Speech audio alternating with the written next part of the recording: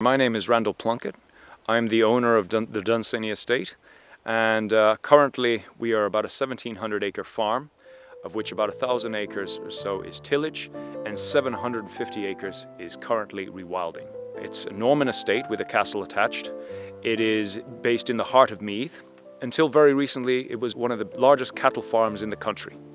Now a few years ago we decided to try something different. So we brought in a concept which was new at the time, which is now becoming the buzzword, rewilding. And off the back of rewilding, we started seeing a huge increase in species, a huge increase in plants, and things that had not been here for my lifetime had suddenly started appearing. We started having things like the woodpeckers and pine martens and badgers returning after so many years of being gone. And nowadays, the whole place has become a sort of carbon sink. And we are studying the rewilding as a concept to fight climate change. So we've put our money where our mouth is. We are studying it with Trinity College. We are doing massive amounts of work with the Wildlife Hospital. We're working with Bee Conservation Ireland. And we are also working with lots of volunteers, planting trees and trying to fix our country's environment. This is one of our fields here. Now, this has been rewilded for about 7 years.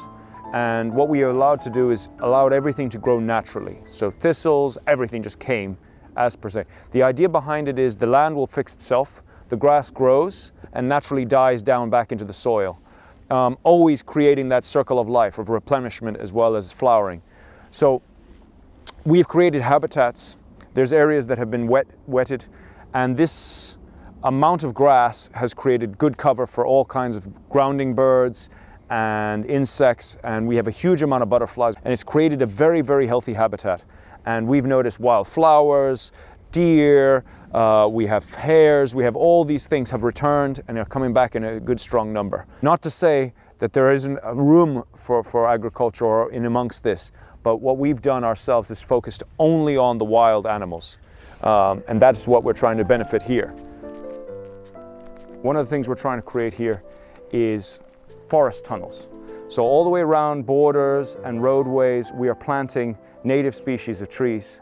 The idea is to create hedgerows and small areas of forest for habitats for wild birds, because we have a lot of aged forests, but we need to replenish that forest. And rather than going in there and manipulating what's already there, we're trying to increase and create tunnels. And the idea behind tunnels is animals can move through without ever having to cross into human territory. And also creates a buffer zone from noise, from light pollution, which also has a knock-on effect to the species that we have here. The idea is if we protect and turn this place into an oasis and try and minimize as much of the human damage as possible, we can have a healthier animal kingdom and a healthier natural system here.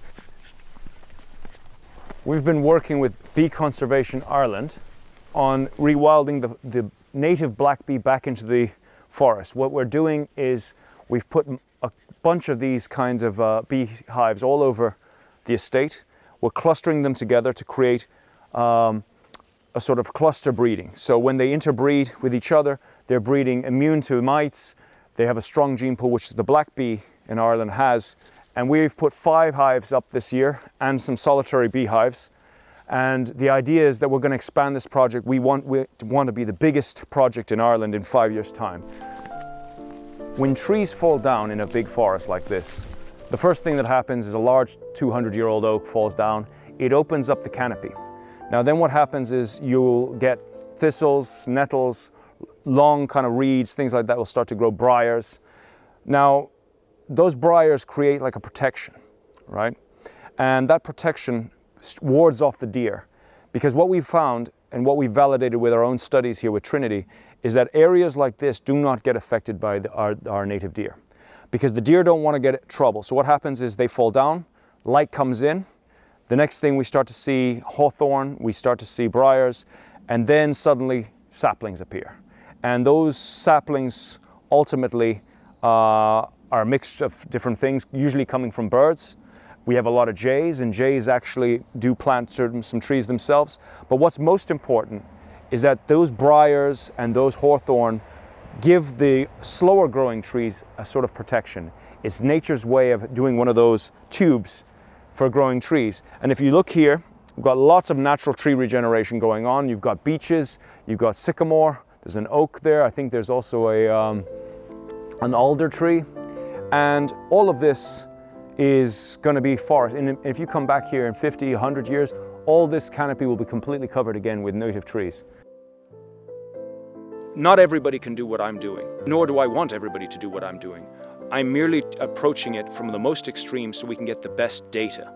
And off that, we can try different things. There's not one kind of rewilding. Experiment.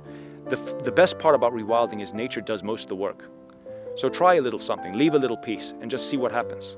And see if your land gets better. Maybe it will, maybe it won't. But be part of that conversation.